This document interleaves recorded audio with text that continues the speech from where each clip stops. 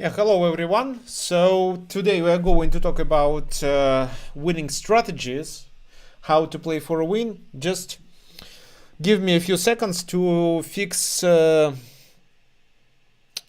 my YouTube problems. There are some errors.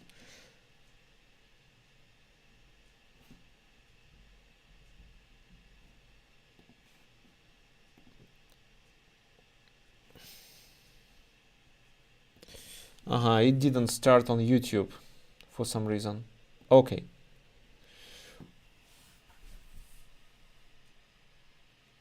Okay, finally it does start on YouTube. So hey everyone, this is Videmaster Victor Neustroyev. Today we are going to talk about how to play for a win. So I'm glad to see you all because we didn't have masterclasses and webinars for about a month. The last masterclass was devoted to how to punish opening rebels. I'm sure you remember at least something from that opening from that masterclass, I mean, and applied in your openings. So let's check if the video and audio quality is good. Please.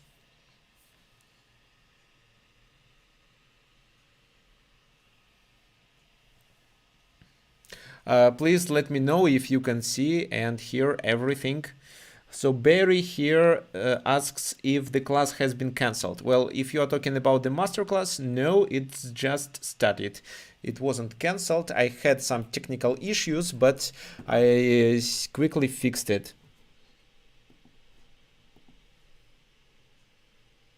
Audio is not so loud. Okay. Well, it should be loud enough.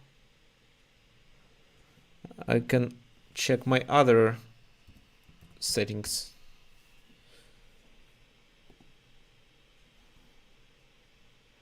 Okay. What about now? Is audio better?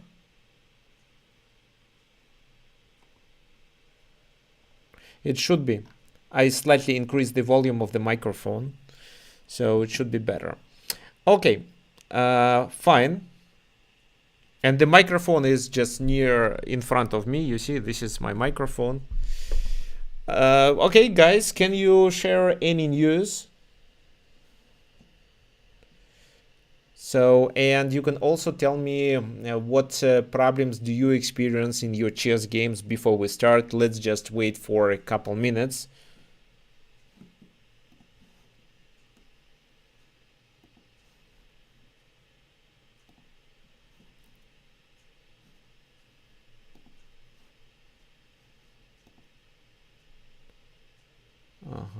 So everything is working.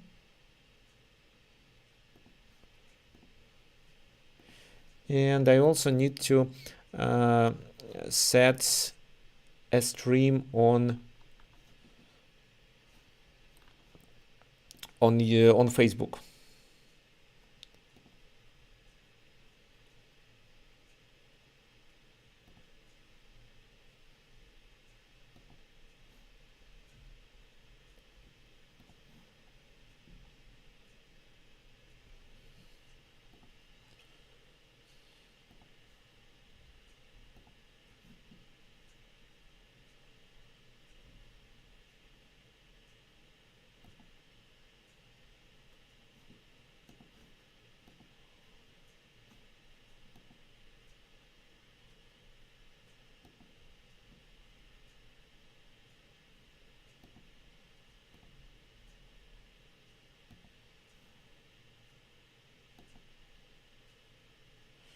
Okay, everything is done and we can start. So I'm going to start with this example. This is the game played between Vasily Smyslov and Garry Kasparov. And within this game, I would like to illustrate what you should typically play when your king is under the attack. So in other words, I'm going to demonstrate some practical ideas of how to successfully withstand a kingside attack. So please take a look at the position here. Garry was playing with black pieces. He did a6 to play b5 in future. He also wanted such move like knight a5. White plays f4 with a clear intention to continue with f5, and with f5 they not only focus on the kingside attack but also try to ruin this pawn structure to be able to attack the pawn on d5 then, because they concentrated all their forces on to attack d5. So Garry plays knight a5, which is also active move. The knight goes to c4.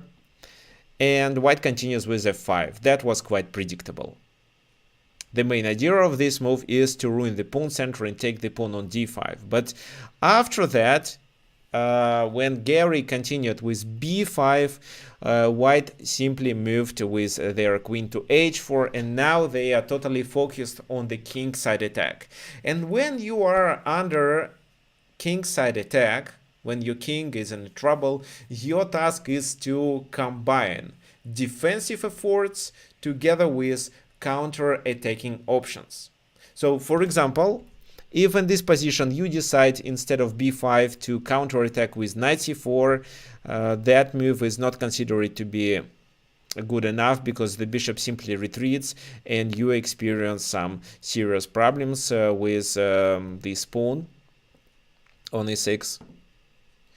If instead you decide to play this move, rook c4, which seems to be a good idea by the first glance because this is how you chase the queen away, the queen goes there, and you can play actually queen e5 with the main idea to take advantage of the pin. So the d5 is attacked 3 times but actually is not hanging because this knight is pinned and white just cannot use this knight as a defender. But the problem is that they can play with queen d2, get rid of a pin and also create a threat. What do you think? Which threat did white create with queen d2 move?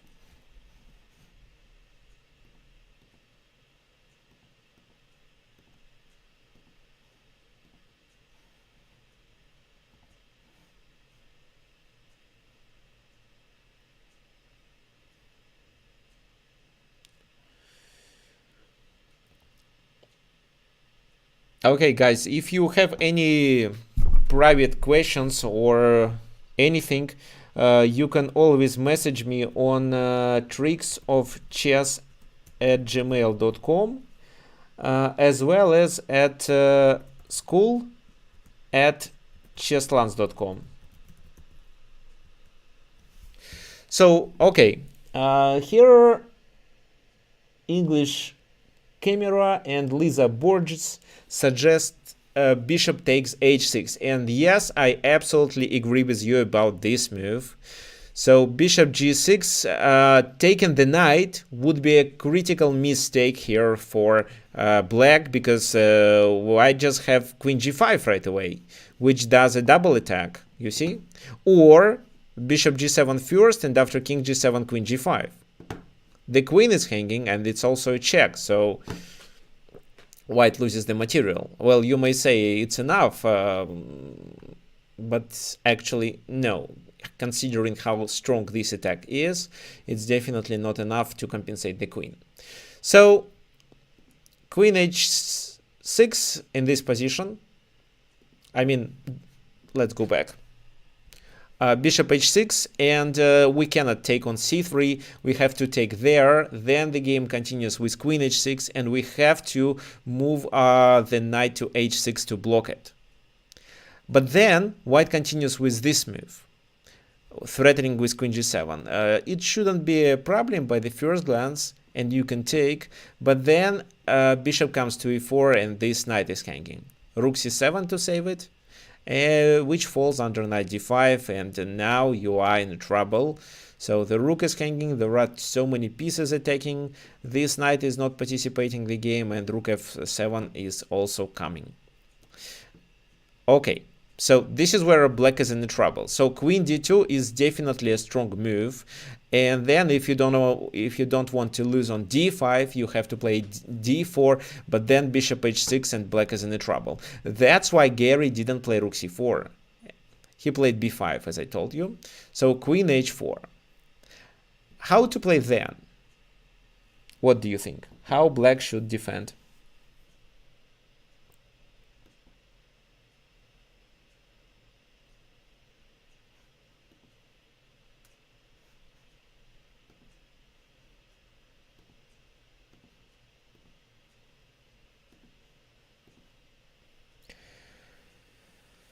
Okay, I'm looking at your ideas. So luckily, the internet here works really well, and that there is no lag. So you can see and hear me, and I'm also not nervous about how the stream goes. So as I told you, you should combine counter-attacking option and some defensive moves. So here Barry suggests knight e4, John suggests knight h7. Knight h7 is okay. Knight g8 is also suggested by Forky. Okay, and Peter suggested knight g8, knight h7. Okay, so here we choose between knight h7, knight g8, and knight e4. Well, I'm not sure about knight e4 move. Because what's the point? Because then it's queen h5 or queen h3. I don't know which move is better. But the problem is that this knight is hanging. Bishop h6 is coming. So, for example, if you take there, it should be bishop h6 right away. For example, knight takes there. Okay, so instead of queen h3, let me play this move. And after knight c3, it's bishop h6. Then knight takes d1, bishop g7, king takes, queen g6, king goes there, and that should be a real problem for black. Let's just find how to checkmate. Well, I think you can do this move. And then continue with these options to checkmate.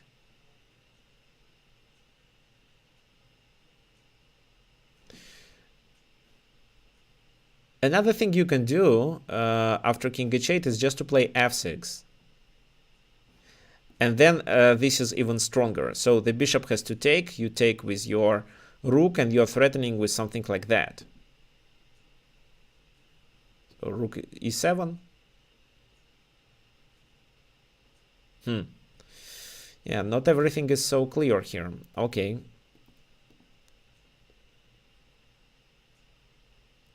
Okay, first let me deliver this check, and after king g8 I play rook f7.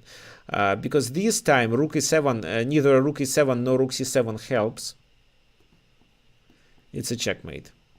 So knight e4 doesn't make sense. Knight h7 is actually an okay move, but the knight only covers the king, and that's it. So it's better to continue with knight g8 instead. With knight g8 you protect on h6 enough. You may also consider to remaneuver your knight to secure some critical square, because the knight on h7 can only get to g5, which is not required actually. So knight g8 is a better option. Okay, how the game continued. This is where Vasily Smyslov made a mistake. Instead of, well, he should play queen g4 actually. He did play queen h3. What's the difference? So queen g4, for example, knight c4, bishop goes there, and what do you think black should do in this position as one of the typical strategies to defend the king successfully. So what would you play to avoid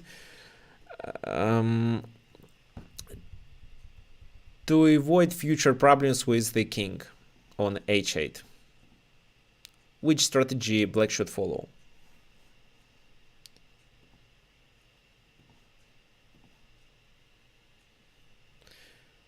There is also rook c4 suggested.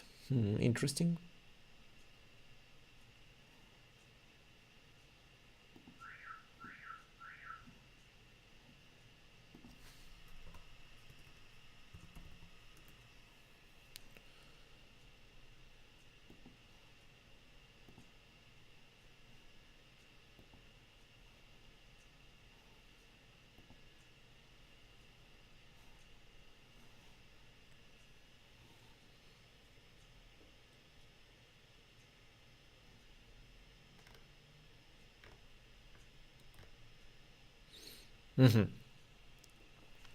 So I'm checking your comments now. Bishop f6, okay, by Barry. Knight a5, then bishop f6. Well, knight a5 is interesting move. However, I doubt it works. So knight a5, queen d4, and then bishop f6.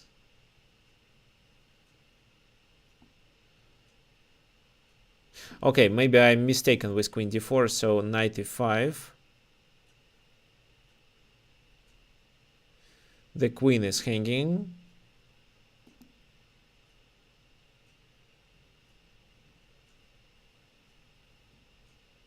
Queen d4 is fine. Queen d4, bishop f6.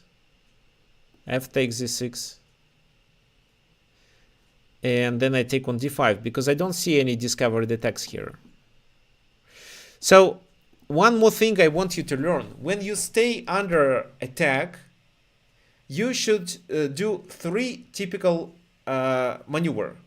So you should either look for a counterattack and mainly do your counterattack in the center by trying to open the position in the center.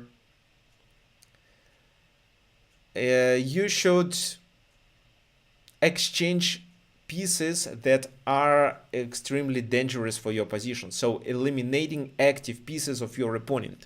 So here they always consider bishop takes h6, and that's why we have to keep the knight there. But if you exchange your useless bishop for the enemy bishop on c1, you not only defend the king, but you also weaken the b2. So three basic things are look for a counterattack, open the position in the center, and exchange the enemy pieces. When I say open the position in the center, I mean that you should also get more space. So sometimes it makes sense to move the pawns that are covering your king in order to obtain more space and to let your pieces get to the side where the king is located and defend some key squares. This is what I'm going to demonstrate. So yes, knight a3 is also a threat when the bishops are exchanged. That's right. Well, however, it's not the end. F takes e6, then knight f6 with a temper, because I can hardly suggest a better move because rook d5 is coming. So knight f6, but white has this tricky idea with bishop g5, after which h takes g5 is a mistake because it exposes the king. This is the only option for white, but then it will be such a forced variation with bishop takes queen, rook takes d8, then it's equal, but the d5 pawn dies, rook takes d5, bishop takes d5, knight a3. Looks like white loses the material, but they have this sneaky move bishop c6. Well, this is not an option because of bishop d7 at least.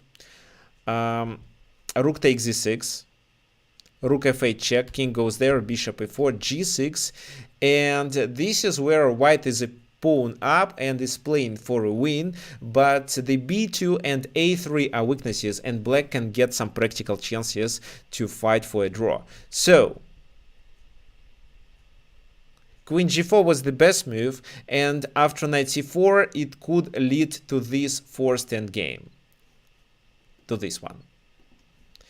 Let's go back. Instead, queen h3, which actually isn't a mistake. By the first glance, there is still a pressure on the e6, right? So, but knight c4, bishop c1, and this time bishop g5 is stronger. F takes e6.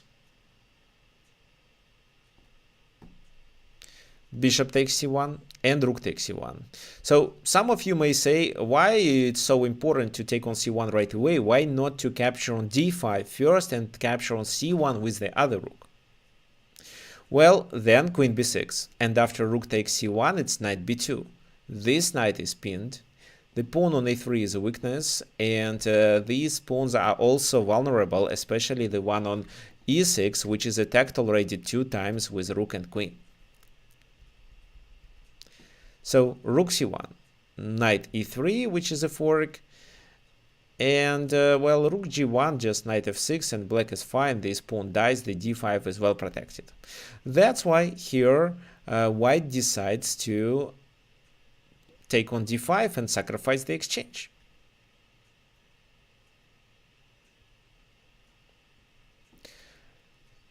Taking on c1 doesn't look good here. Knight takes d5, because then you can be pinned, and saving the knight with the other knight doesn't work because of what? Because of bishop d5, knight takes d5, and in this position e4, taking advantage of the pin, and that's it.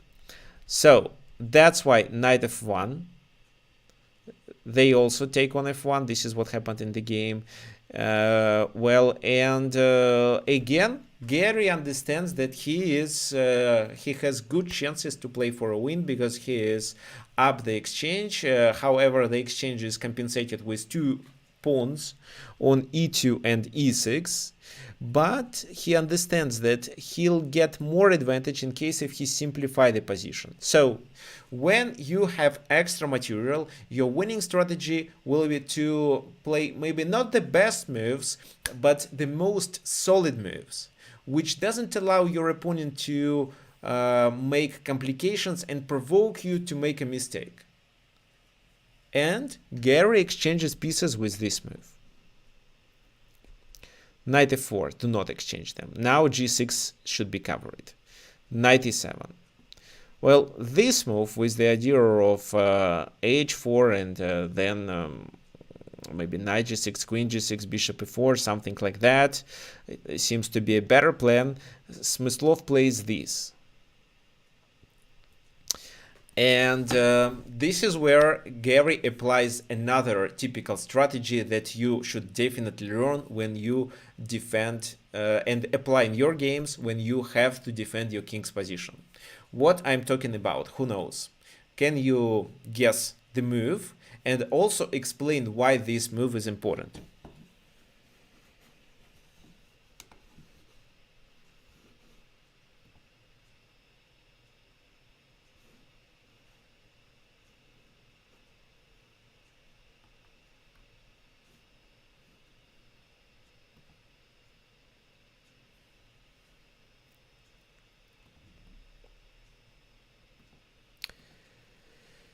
So I'm looking at your comments now.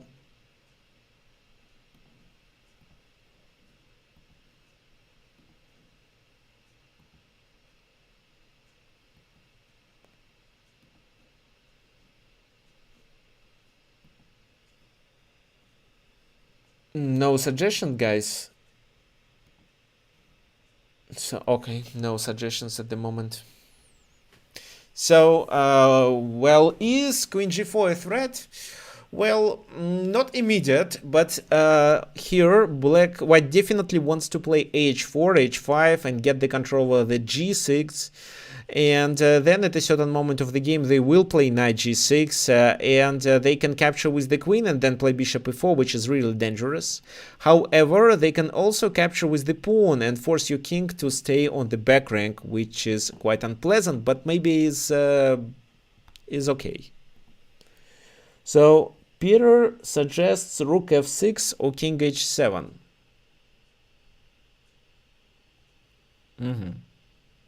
Well, no, definitely not this, because you fall under this. Well, it's not everything is clear. So king h7. Let's say bishop e4, king goes back. Maybe he does this as a prophylaxis and then continues that with knight g6. So no, I think king h7 is a mistake because it at least falls under bishop e4.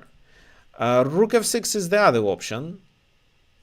Then the game is continued with h4, h5. Okay, we have other ideas. It's rook c4 trying to pin it. Also with the idea of queen c8. Let me check any other suggestions. Queen d2. Okay. Rook c4. Rook c4 is okay move.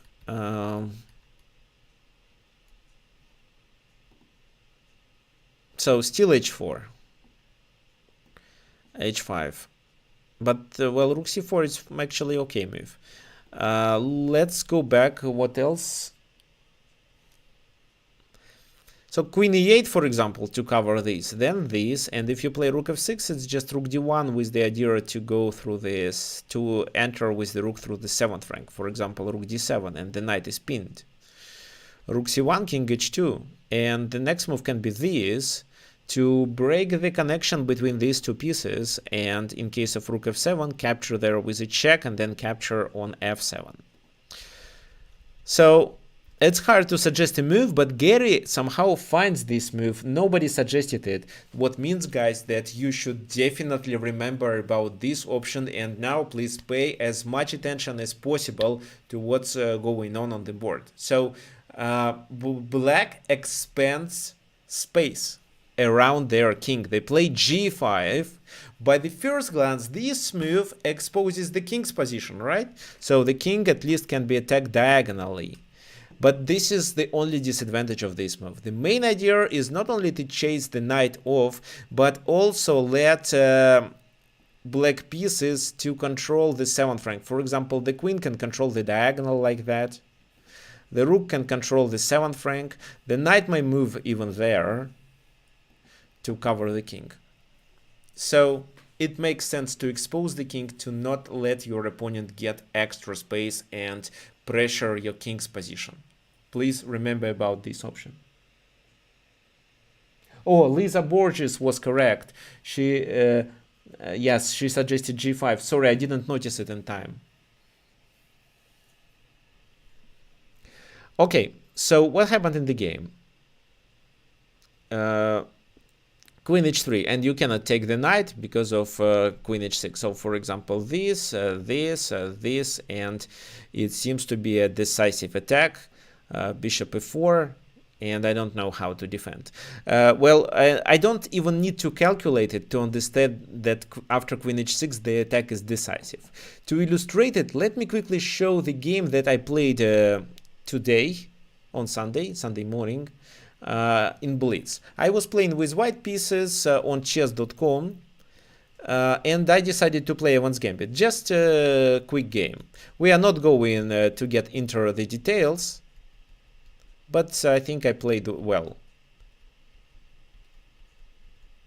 So knight b5 attacking c7, they played this. Here e5 is the best option, but I decided to play rook c1 to attack on c7, c6, the knight has to retreat, knight f6, e5, d takes e5.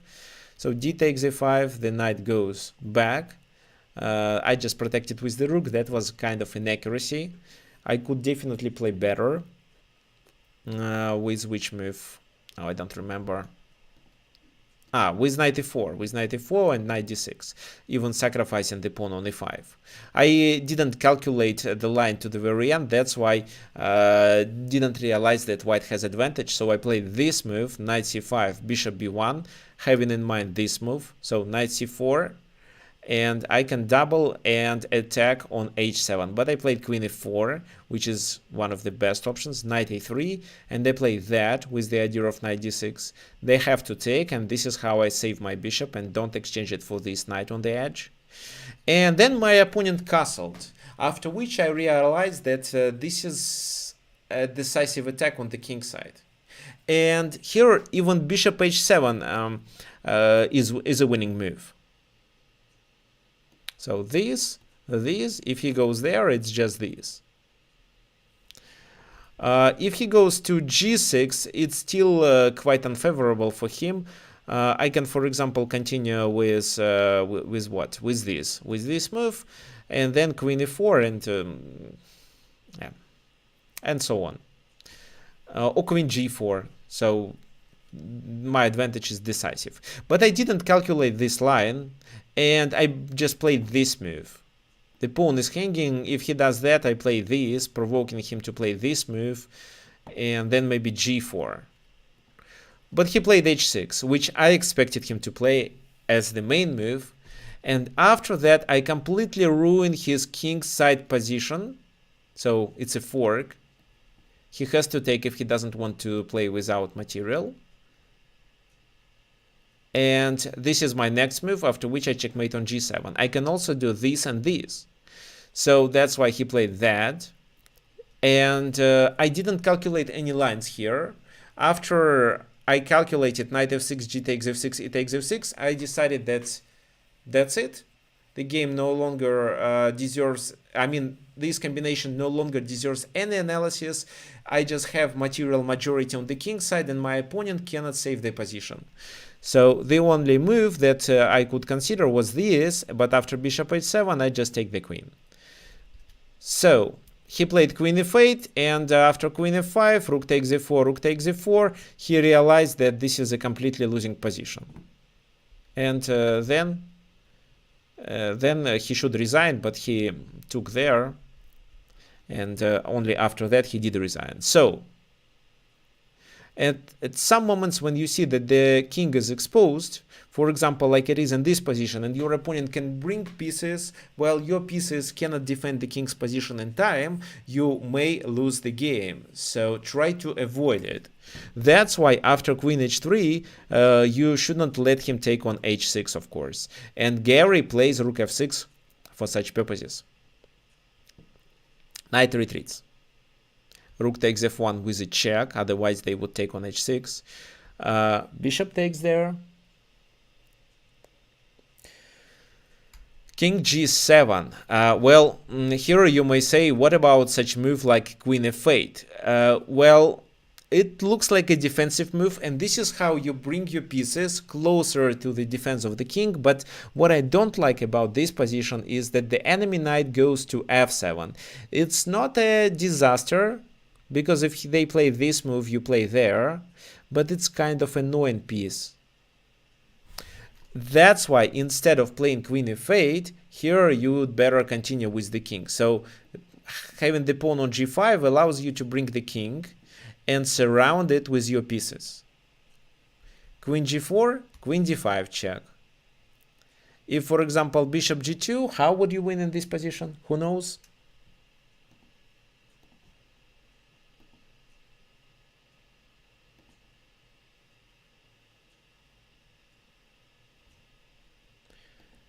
Okay, guys, I'm looking at your comments.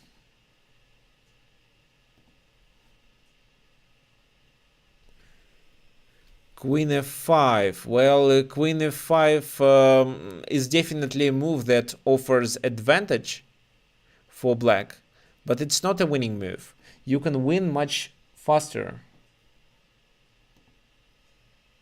Okay, so there are suggestions by Anonymous Punk and English Camera.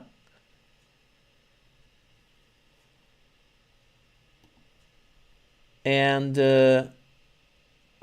okay, so Ollie Williams, Peritam, and John.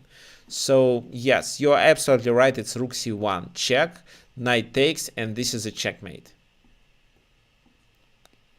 Fine. So bishop g2 is not an option. Playing king g1 is fine, but e4 gains a tempo. Queen d4, h4.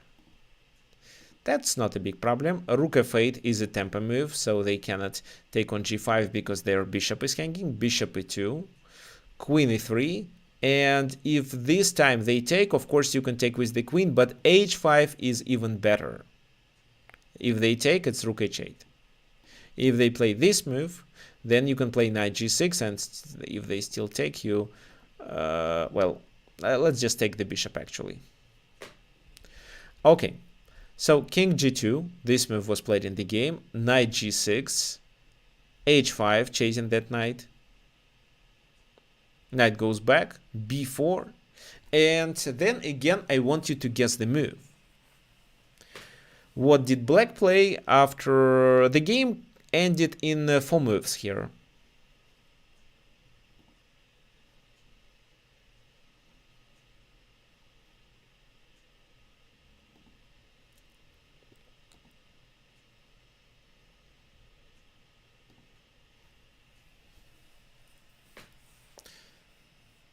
So I'm sure it's hard to guess the next move, but there is something that you may notice about the position.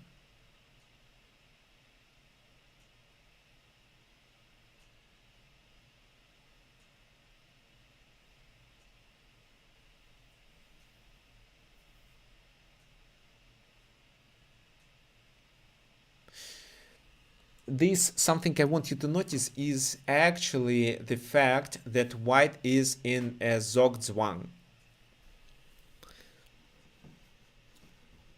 Let me check if there are any suggestions. Rook f2, knight f2. Okay, here you can just make a king move, and it's hard to play a move for white now. They played king h2 in the game, but let's look if there is a better option.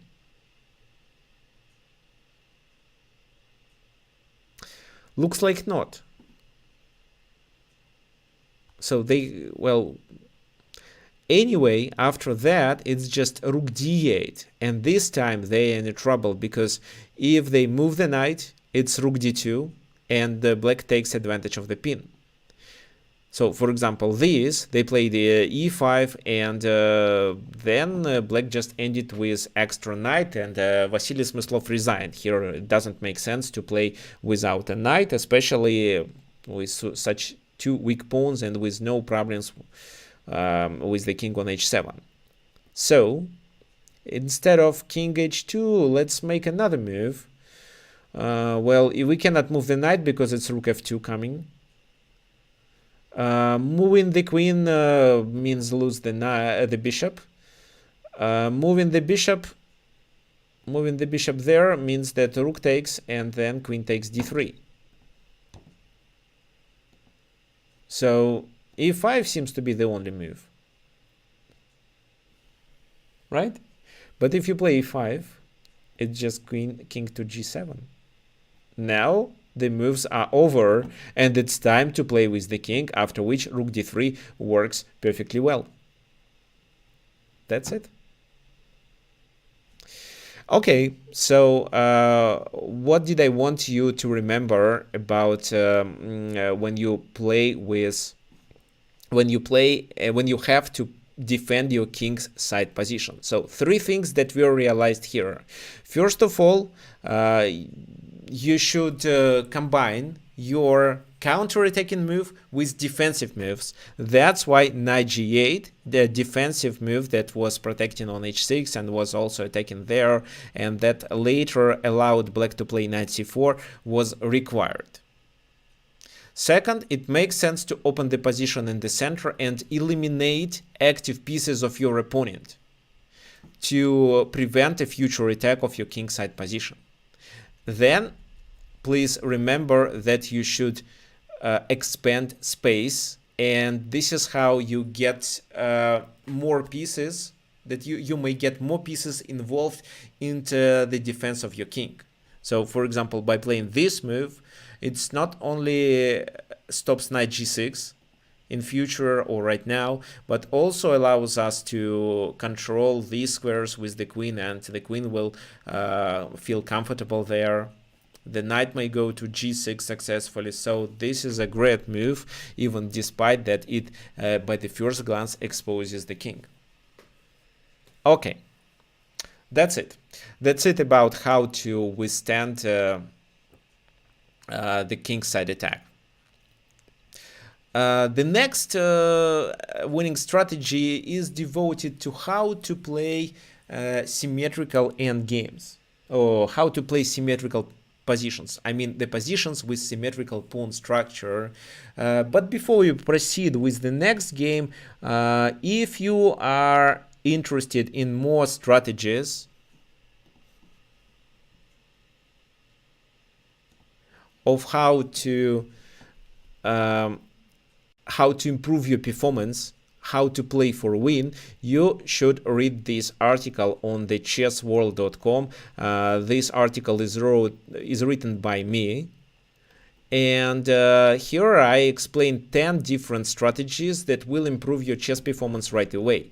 So read it, go through the analysis, it's annotated.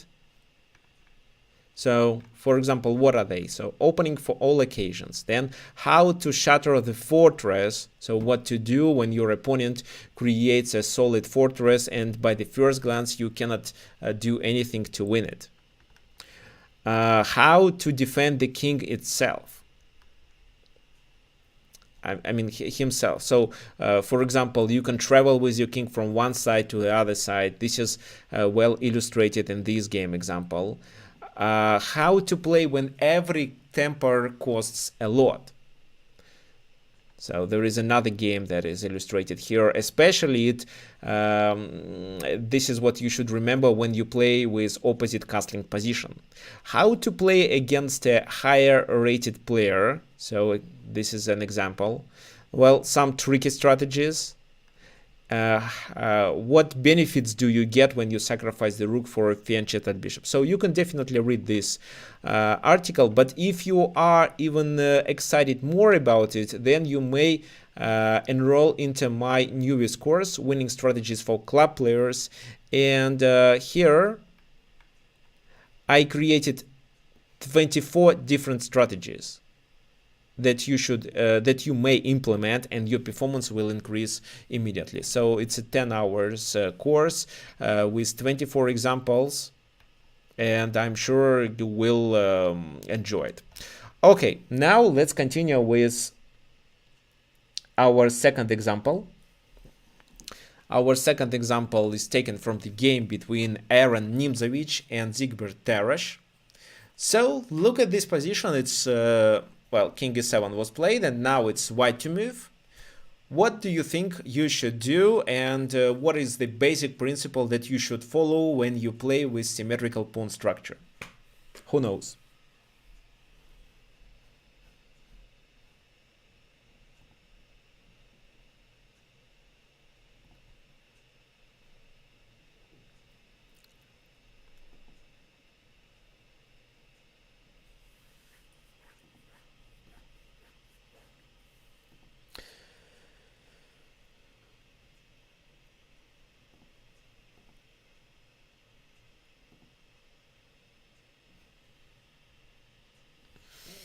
Okay, guys, I'm looking for your suggestions.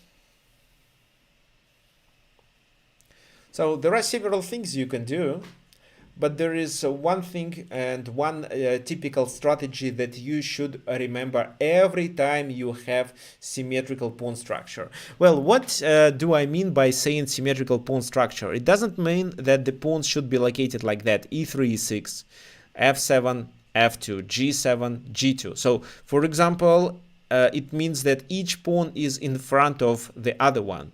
So, if they have the pawn on the e file, you, to get a symmetrical position, also should have the pawn on the e file, but it can be on e4 or even on e5. Here it's absolutely symmetrical. The only, well, the pawn structure is absolutely symmetrical, but there is a difference in how pieces are located.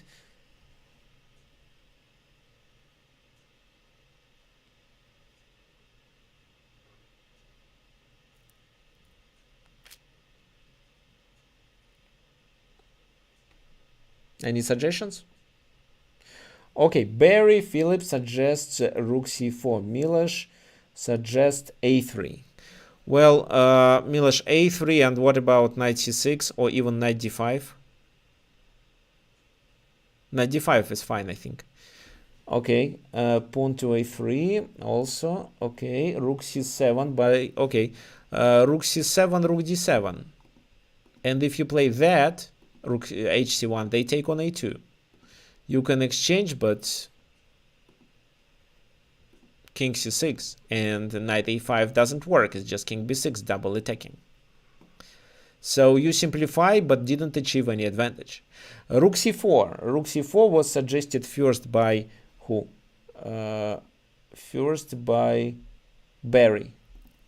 It's rook c4, that's right. Why this move? Well, you should remember that when you play a symmetrical position, with every move you make, you should create and develop your initiative. This is the basic thing that you should remember. So it's fine. It's not obligatory draw. If you are pressuring your opponent and you create threats with all your moves, then they will make a mistake, and maybe this mistake will be decisive for you to provoke them to make another mistake. And this is how they will lose the game.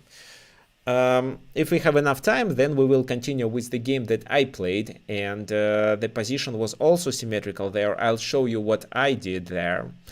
So rook c4, attacking the knight. It was better to move the knight to c6, after which white would double and then continue with knight c5, trying to undermine the b7 pawn to take this knight, but then knight e5.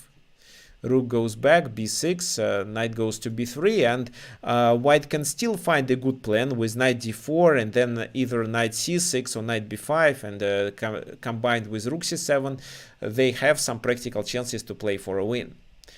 However, here Tarash played knight a6. He wanted to not let the white rook to enter the c7 square. Rook hc1, rook d7, and f4. What a weird move, f4. What do you think? Why this move was played?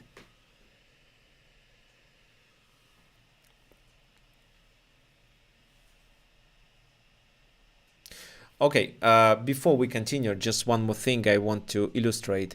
After rook c4, if they take on a2, the knight is trapped. That, I think, is obvious. If this move is played, then you just continue with rook c7. And they cannot block because you exchange and take the knight, so they have to move the king, let's say there. After which you take there, they take one pawn, but you take two, at least. However, maybe knight c5 is a better move. You attack and you also threaten with these moves. So knight d3 is not an option. So knight a6, rook hc1, rook d7, and f4.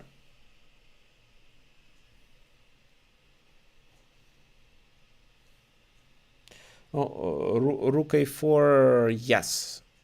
In that variation, rook a4 traps, right.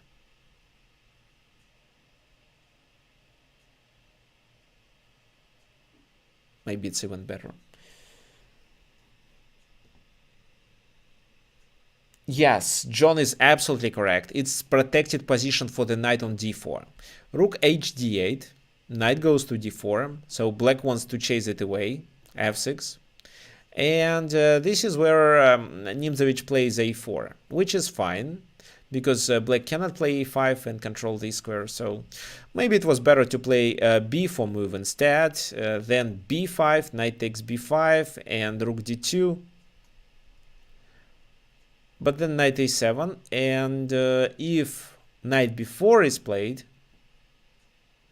here white has a super move knight c8, which forces black to sacrifice the exchange. Otherwise they lose the material. So for example, this move knight b6, and then you take the knight. So b4 was slightly better, but a4 is fine as well. So pawn takes, knight goes to f3, attacking it. This pawn is a weakness, so we already created a weakness into the enemy camp and force the enemy king to defend this weakness, but also fall under the attack of knight g5. Knight g5 right away isn't a good idea. Well, let me illustrate you something. It was b4 played, b6. I just want to show you knight g5 in this position.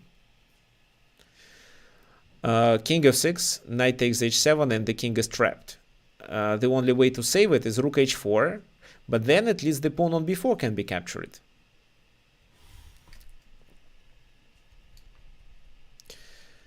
That's why after b6, here Nimzowitsch plays this move to prevent rook d2 and to play with the knight. But black plays h6, so knight g5 no longer works. How would you play then? So let's sum our achievements. What do we have with white? We got some extra space on the queen side. We located our rooks better. So the knight is out of the game for a while, and if it goes there, it's just b5, and the knight won't be able to join the place of action for a few more moves. The king is potentially under the attack, and the pawn on e5 is a weakness. What else should be done? Who knows? Yes, I can see your comments on YouTube as well.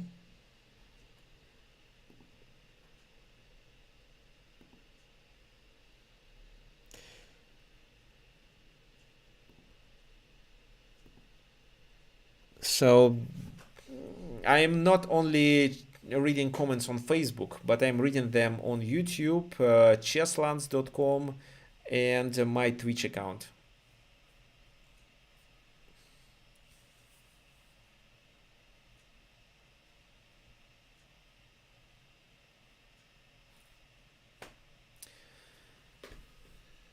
Okay, guys.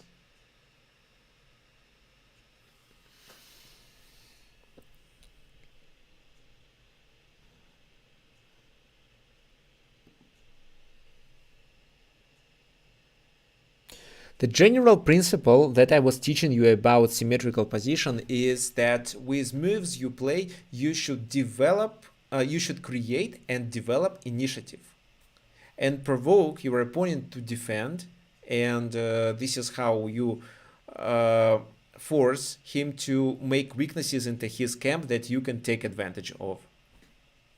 So initiative, just remember one word, initiative, and that is important. So probably you've heard that several extra tempers in symmetrical position can be enough to play for a win. Well, to be honest, I had a situation, and actually I wanted to explain it. I had a situation where the position was symmetrical. I was 2 tempers up and definitely could play for a win, but got confused and was able only to equalize. However, I did win that game. Okay, so no suggestions, and let me continue. No, there is a suggestion, b4 to b5. Well, I don't like this move because the knight goes to c5. Rook e4 by Barry. Well, rook e4, rook e4, rook d5. So, doesn't help much. And finally, well,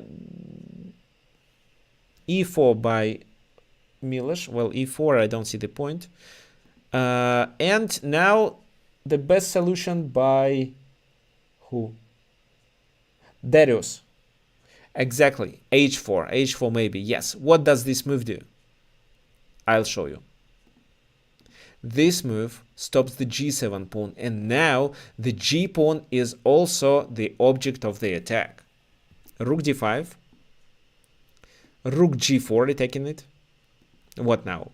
If king f7, it's just e4, and this is the object of the attack now. The rook cannot stay on these 4 squares to protect, and it will be the e5 pawn will be taken on the next move. If instead this rook comes to d7, it's basically the same thing. You can play e4 right away, or you can check first, and then play e4, and then take on e5.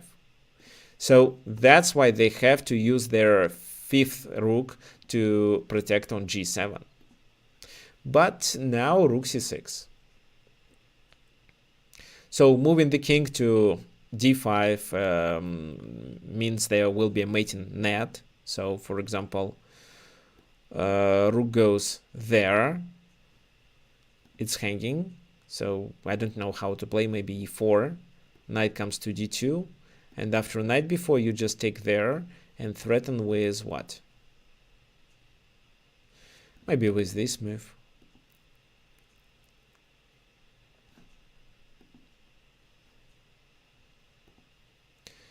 Actually, I think that rook cg6 isn't a good move here. Let's just play rook c2. Yes, actually, let's play this, and if he goes there, we'll start with rook g6 first. Right. But okay, rook c6, rook d6. Rook g6 check. The king has to go to e7 only. If it goes to d5 instead, you take, he takes, you chase him away. He needs to protect the rook and goes there, but falls under b5. So king e7. And this is how they lose a pawn. King f8. After which the position becomes absolutely winning and white successfully realize their advantage. The rest doesn't make sense for us because I'm sure that many of you can successfully realize two extra pawns in such a game. So I just want you to notice that the position of the knight on f5 was also beneficial because the knight was attacking on h6 as well as protecting on e3. And at the same time was supported with the g pawn. So let's go back and realize what white did in order to succeed. There was the knight is out of the game. There was a weakness there, and the weakness there that was fixed with a perfect pawn maneuver. For example, if there was no pawn, then black could continue with g5, and then the rook's position on g4 will be useless. This rook is active enough to get to the c6 square in time. This rook goes to g6. So these moves with the rooks are played in order to chase the king away and attack the pawn on e5. It's already attacked with the knight, but in order to get rid of the defender of this rook on d5, you have to play e4 and chase the rook away. So white, by making threats with almost every move that they played, forced black to make weaknesses into their camp. Such weakness was the pawn on e5 and the pawn on g7. Another two weaknesses were these two squares that can be occupied with white rooks. And because of a combination of all these factors, white was able to succeed. So extra tempers and initiative is the key of how to play in symmetrical positions. Okay, so we are done with it, and let me quickly show you the game that I played in Montenegro in 2019. So 4 years ago. Okay, 4 years ago. Not 4, but 3 years and 2 months. I was playing with white pieces, and if you read my email, you probably know this story that in order to get 2305 rating points, I had to win. I have to win and draw.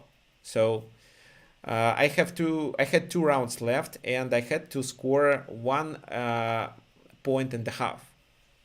So that was the 8th round. The 9th was the last one. So, and I was playing with white pieces against a player who was considered to be not as weaker than me, especially with black pieces. I prepared. So this is how I typically play against Russian game, and most people take here.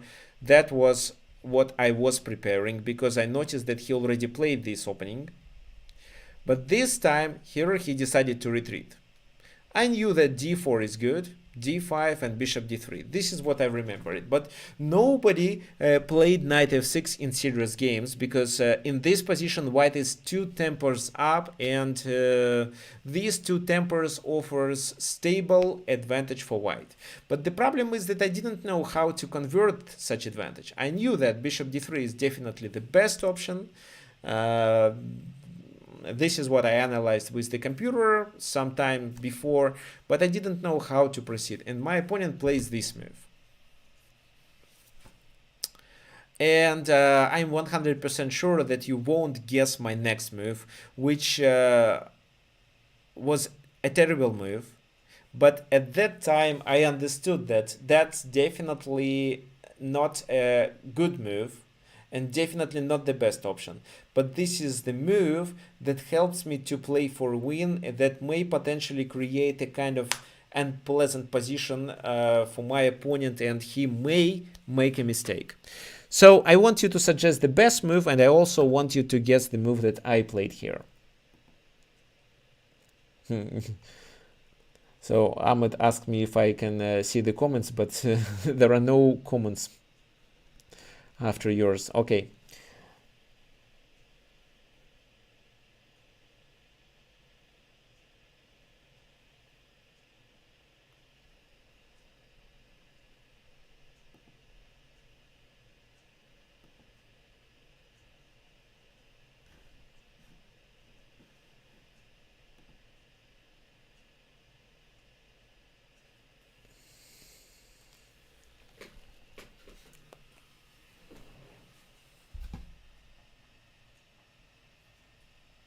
So who knows? What's the best move here?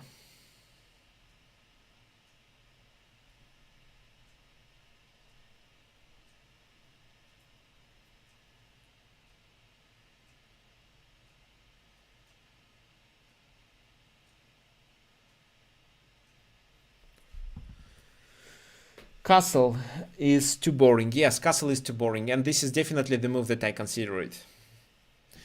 What else? What else? Let me check. Bishop e2, queen e2 by John. Well, John, queen e2 is interesting, but what's the purpose? Queen e2, bishop e7. What did you achieve with this move? No, I mean the answer is nothing. H3 by Barry. Barry, it looks like you know something about this position. Any other suggestions? Bishop g5. Well, bishop g5 is interesting move. So castling is the basic move, but h3. h3 is the best option, which forces the knight to retreat, and this is how he could lose a tempo. If he takes there, it's fine, because I get a bishop pair in an open position, so which I'm sure I could convert. H3, bishop h5. This is why I didn't play h3 myself. I did consider this move, but then I could simply gain a pawn with g4. So when I was showing this game to my coach, Grandmaster Dmitry Bocharov, he wondered how I didn't find it during the game, because it's actually quite simple. Bishop g6, bishop takes, pawn takes, queen e2 check. What then? I don't think this move deserves our analysis, at least because of knight e5. So these and these, two options. If he played that, it's queen b5 check, and I gain the pawn on b7.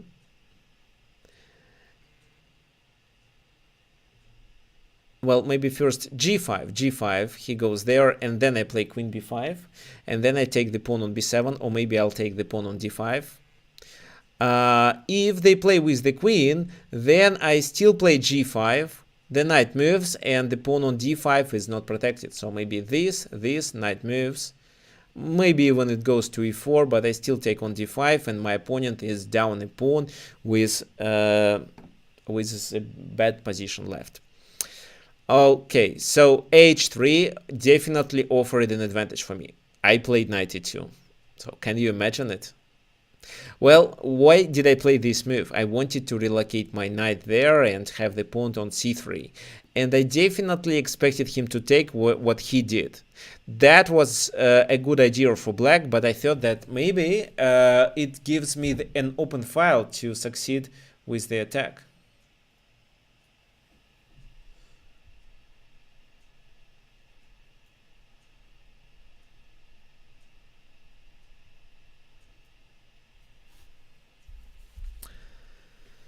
So knight c6, c3, queen d7, bishop a3, bishop e7, and this is where I played knight g3 to fight for the central square, and that would provoke him to play g6. And g6 gives me a clear plan of how to start playing for a win. So, for example, I could continue with h4. After which I actually expected him to play h5, and for h5 I prepared bishop f1 with the idea to remaneuver there to h3. With the pawn on f3 I was taking these two squares under the control, and castling queenside would be quite dangerous. Castling kingside will be dangerous as well, because I may continue attacking him through the g file. So he castled, that was a good idea, and this is where the position is basically equal, and I should either do this or this and castle queenside. This is the plan. I played that. So I decided, okay, so you wanna castle queenside, you think it's a safe place, but what if I attack you even there? So I really wanted to win that game, because I wasn't sure that I can win the last game where I would play with black pieces. So b4, rook d8. Now I realize that the king on e1 is in trouble, so I decided to castle queenside.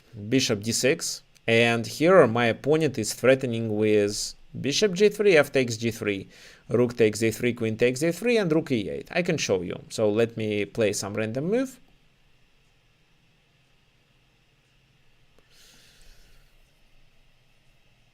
Okay, yes, bishop g3, pawn takes, rook takes, queen takes, rook e8. This is a pin, so I have to block it with this move, but that is a disaster. They take with the knight, and I lose the game. So I castled queenside, which was okay. Another option was to keep the king on f1 and continue the attack there. That was practically a better option. I didn't consider it, to be honest. I should, but I didn't. So castle, rook e6. In my opinion, that was an accuracy, because after that I immediately played bishop f1 and threatened with this. So the only way to save is to move the knight, and after that play this. But while the knight is not there, I can continue the attack with the h-pawn. However, it's not enough to win, and this is where I got stuck. So we have almost a symmetrical pawn structure. I gained some space on the king side, some space on the queen side, but how exactly to continue? What would you suggest?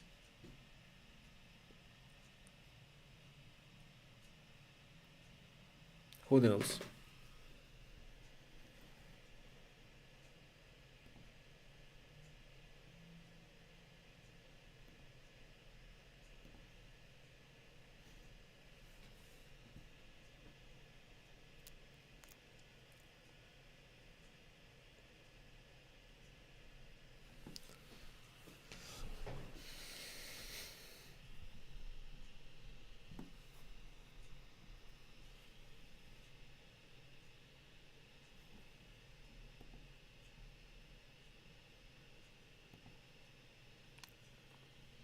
Okay, so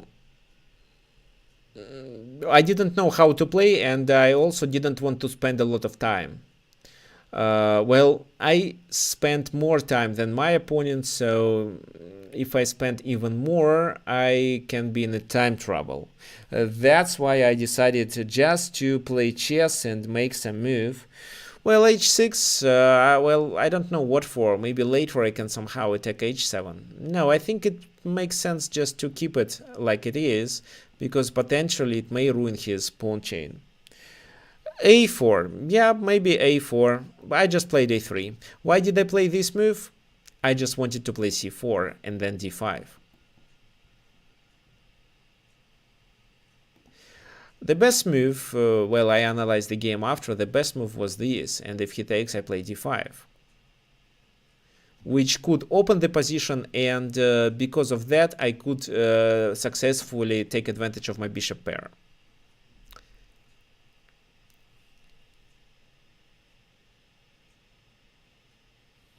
Bishop b5, rerouting to d5. Well, that was better than what I did, definitely. So here bishop b5 is better what I did. But I wanted to combine the ideas of these and these options. If I reroute my bishop to b3, it will be only on b3. Okay, so I played a3, which is a mistake. He played that. I played c4 to play d5. And he plays knight f6 to support on d5. Take. Oh, wait. Take. And this is where I wanted to succeed with the attack. I played c5 to keep the position closed and then to continue with something like that. Maybe c6.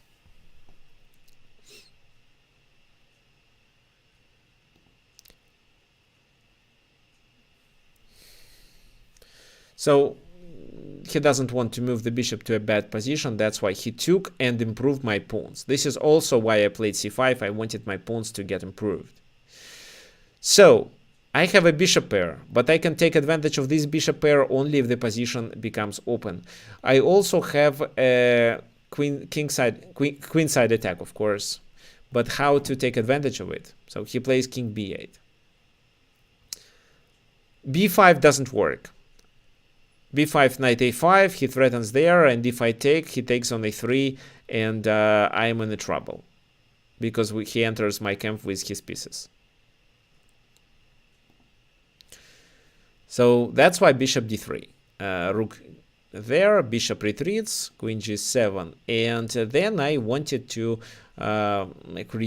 take advantage of some other weaknesses. So g6 is a weakness, queen g5, so my next move can be this.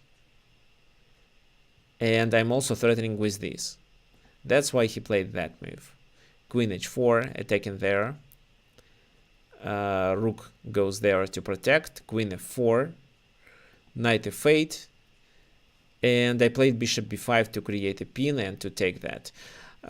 He didn't realize that actually he could allow me to do this, but I think it's completely winning if that happens, because the king will be vulnerable. However, my opponent played queen f6. Queen retreats to d2. a6, and now it doesn't make sense to take because he takes with the queen, so I played bishop f1. Knight e6. And this is where I made a mistake. So I played b5. Well, not a mistake, but a kind of a mistake. The best move was to play this, but I could hardly make such a move. For a human player, it's almost impossible to block this bishop. But then the position could be open there, and with f4, I could prevent him from playing f4. If I play a4, which I originally wanted to play, then the game could continue with that. And after b5, the knight jumps there. And if I take, he can draw the game. Of course, I saw all these options that after knight c5 he simply delivers a perpetual check, and he would be glad to deliver such a perpetual check because he wanted to win, but he was also fine with a draw. And I wanted to win. So that was a really long game. Maybe we finished the last in that round. So b5, a takes b5, bishop b5, knight goes there to attack. I protect with my queen and also keep an eye on the a5 square. Rook f8, and I push the pawn. So bishop e3. Why bishop e3? Because I expected him to play this, after which I improved my bishop, and now the position is favorable for me. So I successfully activated the bishop. King goes to a8, and I have to retreat with my bishop. Maybe it could make sense first to include this move and then retreat, but okay. Knight f7, queen a5. The idea is to play this and that. So he had to play this move to stop my bishop c7 option. So I retreated back. That was move 40. So I did 40 moves, and after that 30 extra minutes were added to my clock. So g5, chasing my knight away, the bishop away. The bishop goes there. Then the bishop has to go there, and then he plays g4. And that was actually favorable for me because this is how I can open the position. Again, the best option was to do this and to improve this bishop by doing this operation later in the game. But I played queen f4 because I realized I can attack the weakness on f5. Rook e6, rook h5. Now he can hardly save it. So, for example, if he does a move like that, what would I play then?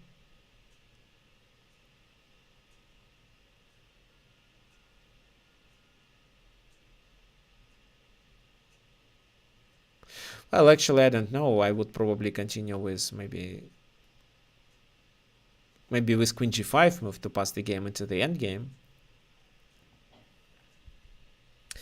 So, but he did play that. And this is where I definitely should take. But I decided that queen a5 is dangerous. Queen a5, queen d2, queen a4, and I thought that there is a perpetual check. But after king b2, actually my position is winning. So I shouldn't be afraid of that. But I played queen d2 to stop it. However, he took on f3, and that was his mistake. So finally, I provoke him to make a mistake. Rook takes f5, rook f6, then I take and exchange the queens. Luckily, he did exchange, and now I win because of these two bishops. Also, the pawn on f3 is cannot be protected, so I can just move my king and take it. This is what happened, and the position became absolutely winning. Take. He enters my camp, and then I just exchange the rooks. And I connected my pass pawn. So d4 to stop my bishop's attack. But a5. He does that, and I play this. So if he takes there, it's bishop takes f5, and the knight is restricted. It goes there, after which I continue with bishop f4. Then he goes with the king somewhere, and I start pushing the f pawn. He played that, I played with my king, and after that move, he resigned because he simply cannot stop a7 and a6. So what I want you to remember from this game, you see the game was equal for maybe 40 moves, for 44 moves, where he made this significant mistake. That was his significant mistake. After which I'm just slightly better. And the main mistake which allowed me to win was to exchange the queens, because then I can simply take advantage of my bishop pair, because the position becomes open. So what I did wrong, I decided to change the pawn structure. That was my mistake. Instead of that, I'd better keep the pawn structure symmetrical. It was fine, but would create threats with my moves to obtain the initiative and develop it later in the game. So that was a mistake. But the good thing is that by playing, then I was creating problems. So maybe b4 seems to be, well, b4 actually isn't a good idea, but it seems quite dangerous. Here, for example, if he was an international master or grandmaster, he would sacrifice this exchange because this bishop is quite important for the position. But he played this defensive move because I was creating a threat.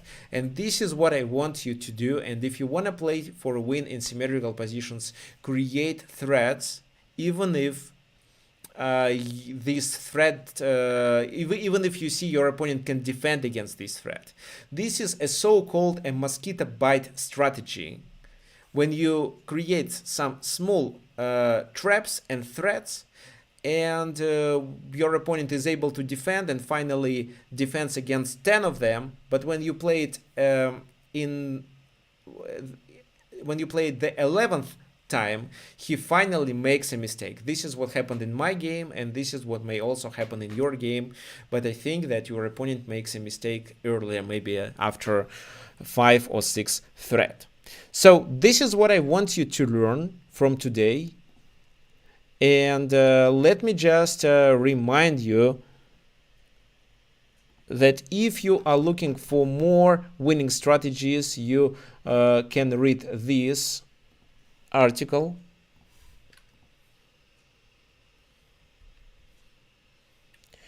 You can read this article where I demonstrate 10 winning strategies, or 10 strategies that will help you to play for a win, or in some cases to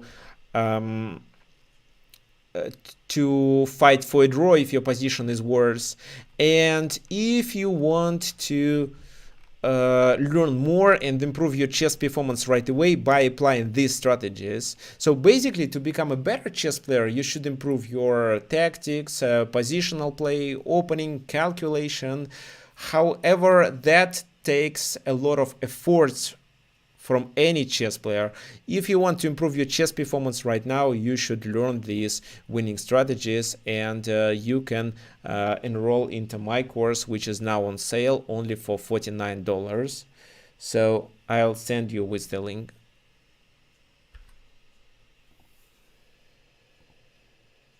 The link is there, and finally there. And if you have any questions, you can always email me at school@chesslance.com.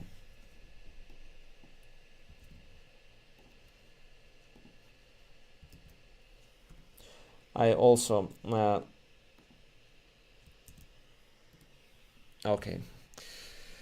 okay, so one more thing for those who wants to learn chess.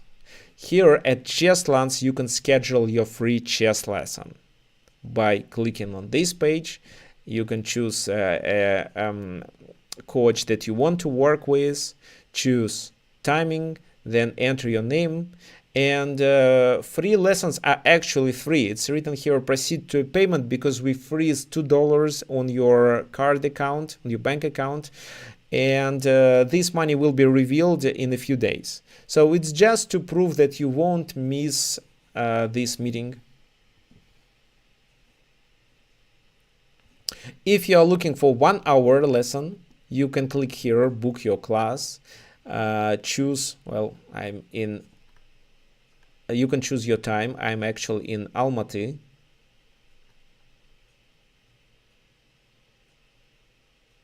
Okay, it doesn't. Oh, probably. Okay, yes, Almaty. So you can choose your coach, FIDE Master Nikolai Yordanov, maybe International Master David Fitzsimons. Choose the time that works well for you, and then order and pay for that class. Okay, fine. If you have any questions, don't hesitate to ask them now. If or you can email me. Both options work for you. So I'm checking if there are any questions.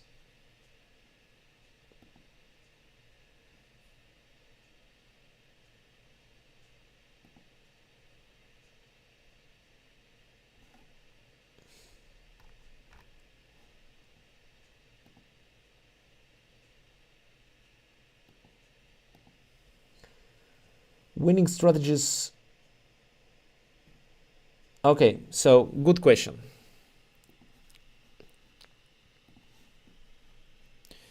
Let me read it.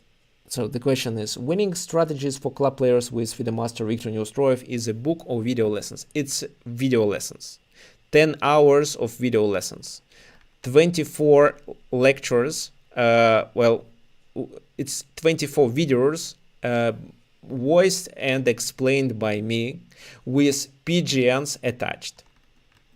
So no, it's not a book, it's a video lesson, which in my opinion is better than reading books. I'm still reading books, but if I were to choose, I would choose watching video, because this is how I understand better.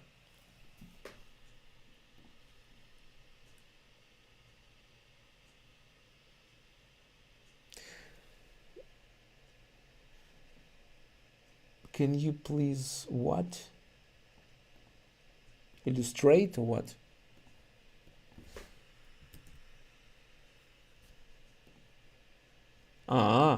So explain on about symmetrical positions. Well, okay, what do you want me to explain? Let me show you. Actually, here in the course you will also find how to play symmetrical positions. Where is it?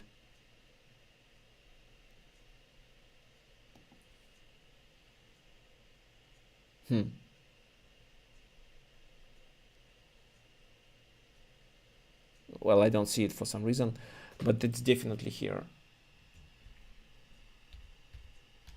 How to play symmetrical position, and there is a game example of between Polugaevsky and Smyslov. Yes, of course. So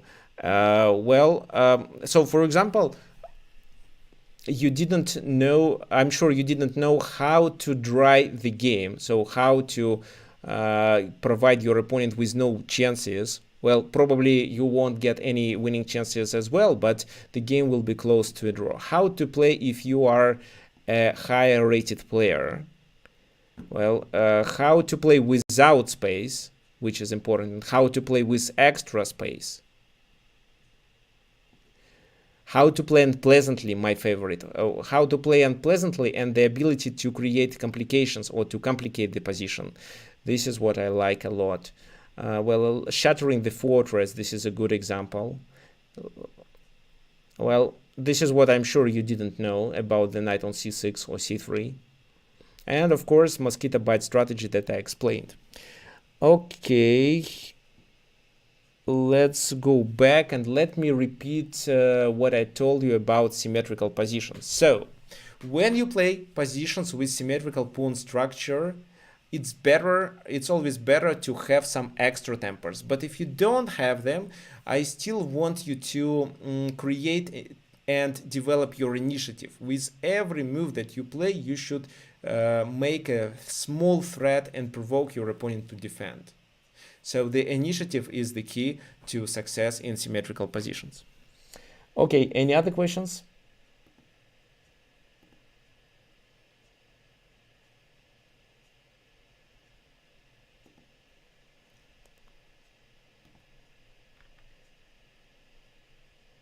Okay, looks like not, and let's finish because I have one more class to conduct today.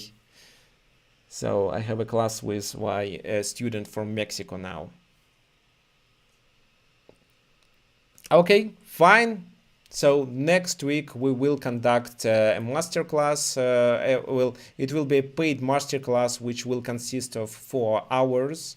I will announce it. If you want, you can join. It will be international master Julian Estrada.